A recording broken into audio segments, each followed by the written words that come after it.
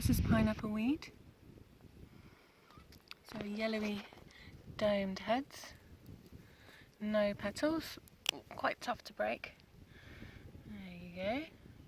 And smells, when squished, like a fruity pineapple. Absolutely delicious. And just to compare, so over here is a Mayweed. This is probably corn Mayweed or scentless Mayweed. And obviously you can see it's got petals and it's not quite as domed. It's a bit sort of shallower in its dome there. And it's got a very, very subtle scent to this, so it's quite different from your pineapple weed.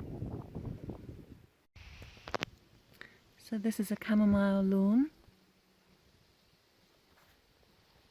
Really low to the ground, the foliage and the flowers.